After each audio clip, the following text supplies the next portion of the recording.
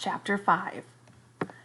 It was on a dreary night of November that I beheld the accomplishment of my toils. With an anxiety that almost amounted to agony, I collected the instruments of life around me, that I might infuse a spark of being into the lifeless thing that lay at my feet. It was already 1 a.m. The rain pattered dismally against the panes, and my candle was nearly burnt out, when, by the glimmer of the half-extinguished light, I saw the dull, yellow eye of the creature open. It breathed hard, and a convulsive motion agitated its limbs. How can I describe my emotions at this catastrophe, or how delineate the wretch with whom such infinite pains and care I had endeavored to form? His limbs were in proportion, and I had selected his features as beautiful. Beautiful! Great God! His yellow skin scarcely covered the work of muscles and arteries beneath. His hair was of a lustrous black and flowing, his teeth of a pearly whiteness. But these luxuriances only formed a more horrid contrast with his watery eyes, that seemed almost of the same color as the dun white sockets in which they were set, his shriveled complexion and straight black lips. So here he is, you guys, like working for months, a year, trying to create this creature he's so excited about. And the moment it comes alive, he's horrified by it. The different accidents of life are not so changeable as the feelings of human nature. I had worked hard for nearly 2 years for the sole purpose of infusing life into an inanimate body. For this, I had deprived myself of rest and health. I had desired it with an ardor that far exceeded moderation. But now that I had finished, the beauty of the dream vanished, and breathless horror and disgust filled my heart.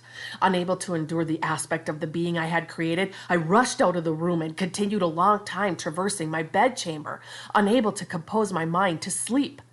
At length, lassitude succeeded to the tumult I had before endured, and I threw myself on my bed in my clothes, endeavoring to seek a few moments of forgetfulness.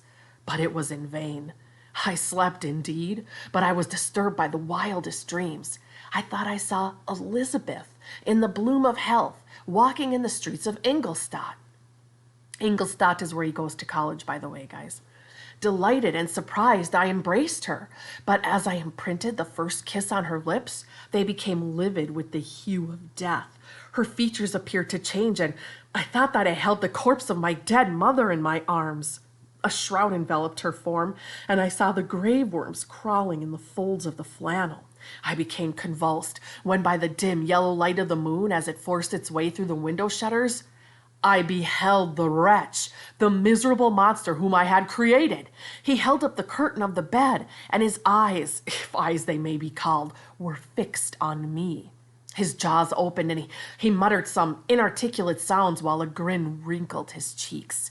He might have spoken, but I did not hear. One hand was stretched out, seemingly to detain me, but I escaped and rushed down the stairs. I took refuge in the courtyard belonging to the house which I inhabited, where I remained during the rest of the night, walking up and down in the greatest agitation, listening attentively, catching and fearing each sound as if it were to announce the approach of the demoniacal corpse to which I had so miserably given life. Okay. So you guys, he creates this monster and then he just like beelines it out of his house because he's mortified by the thing and kind of just leaves it standing there in his apartment. Oh, no mortal could support the horror of that countenance. A mummy, again endued with animation, could not be so hideous as that wretch. I had gazed on him while unfinished. He was ugly then. But when those muscles and joints were rendered capable of motion, it became a thing such as even Dante could not have conceived. I passed the night wretchedly. Sometimes my pulse beat so quickly and hardly that I felt the palpitation of every artery. At others, I nearly sank to the ground through languor and extreme weakness. Mingled with this horror, I felt the bitterness of disappointment. Dreams that had been my food and pleasant rest for so long a space were now become a hell to me, and the change was so rapid, the overthrow so complete. Morning, dismal and wet, at length dawned, and discovered to my sleepless, aching eyes the church of Ingolstadt, its white steeples and clock, which indicated the 6th hour. The porter opened the gates of the court, which had that night been my asylum, and I issued into the streets, pacing them with quick steps, as if I sought to avoid the wretch whom I feared every turning of the street would present to my view. I did not dare return to the apartment which I inhabited, but felt impelled to hurry on, although drenched by the rain which poured from a black and comfortless sky. I continued walking in this manner for some time, endeavoring by bodily exercise to ease the load that weighed upon my mind. I traversed the streets without any clear conception of where I was or what I was doing.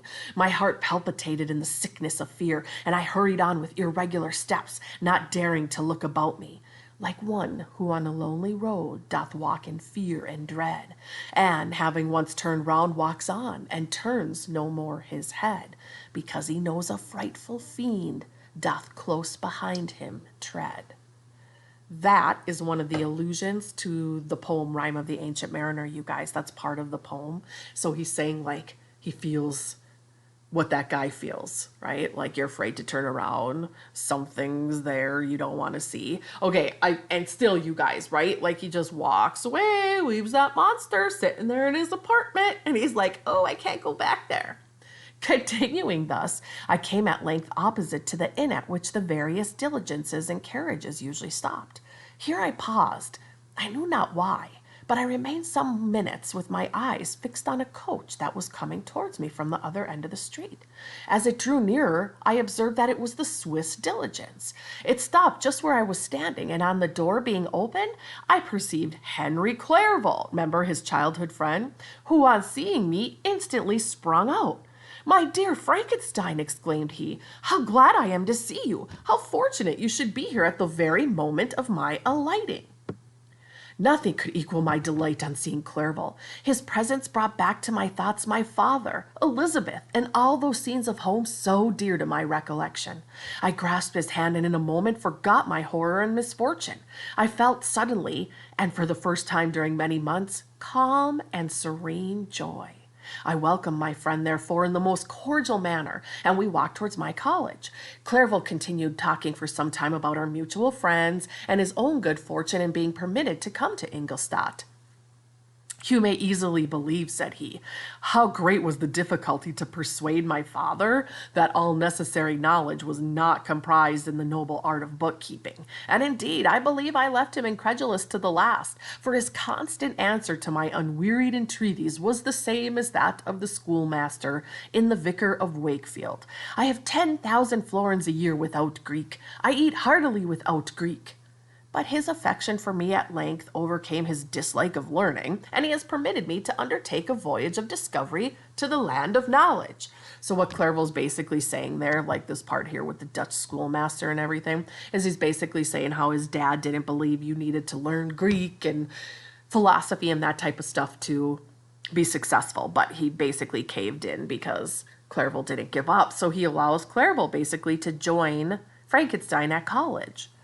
"It gives me the greatest delight to see you, but tell me how you left my father, brothers, and Elizabeth." "Very well and very happy, only a little uneasy that they hear from you so seldom. By the by, I mean to lecture you a little upon their account myself.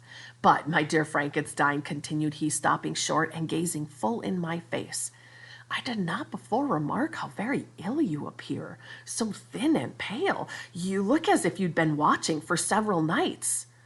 "You've guessed right. I've lately been so deeply engaged in one occupation that I've not allowed myself sufficient rest, as you see. But I sincerely hope that all these employments are now at an end and that I am at length free." "Except for the monster you created that's still roaming around in your apartment somewhere?" I trembled excessively. I could not endure to think of, and far less to allude to, the occurrences of the preceding night. I walked with a quick pace, and we soon arrived at my college. I then reflected, and the thought made me shiver, that the creature whom I had left in my apartment might still be there, alive, walking about. I dreaded to behold this monster, but I feared still more that Henry should see him. Entreating him, therefore, to remain a few moments to the bottom of the stairs, I darted up towards my own room. My hand was already on the lock of the door before I recollected myself. I then paused, and a cold shivering came over me. I threw the door forcibly open, as children are accustomed to do when they expect a specter to stand in waiting for them on the other side. But nothing appeared. I stepped fearfully in. The apartment was empty, and my bedroom was also freed from its hideous guest. I could hardly believe that so great a good fortune could have befallen me. But when I became assured that my enemy had indeed fled, I clapped my hands for joy and ran down to Clairville. Okay, so he's already calling this monster his enemy, by the way, because he's like so mortified by it and by what he did. But really, I mean, is it the monster's fault? Like, is the monster really his enemy, or is his own like obsession really his enemy? And I love, by the way, how he's like, I can't believe how lucky I am that the monster isn't here anymore. Like, where do you think he is? That would be my question. All right. We ascended into my room, and the servant presently brought breakfast, but I was unable to contain myself. It was not joy only that possessed me. I felt my flesh tingle with excess of sensitiveness, and my pulse beat rapidly. I was unable to remain for a single instant in the same place. I jumped over chairs, clapped my hands, laughed out loud. Clairville at first attributed my unusual spirits to joy on his arrival, but when he observed me more attentively, he saw a wildness in my eyes for which he could not account, and my loud, unrestrained, heartless laughter frightened and astonished him. "My dear Victor," cried he, "what for God's sake is the matter? Do not laugh in that manner. How ill you are! What's the cause of all this?" "Do not ask me," cried I, putting my hands before my eyes, for I thought I saw the dreaded specter glide into the room. "He can tell. Oh, save me, save me!" I imagined that the monster seized me. I struggled furiously and fell down in a fit. So what's happening to him right now, guys? He's literally like having a mental breakdown right now. Like, he's losing it. He's having a fit. It's all the months of, like, you know, when you don't take care of yourself, no eating, no sleeping, the obsession. And then, of course, the craziness with which his mind went from being so excited that this creature was created to now being like just dreadful of it and mortified by what he's done. So he's literally like having a mental breakdown here. Poor Clairville. What it must have been his feelings. A meeting with which he anticipated with such joy so strangely turned to bitterness. But I was not the witness of his grief, for I was lifeless and did not recover my senses for a long, long time. Okay, literally, like, he's in the middle of a breakdown here, guys. Okay, I'm going to stop here and continue in the next video.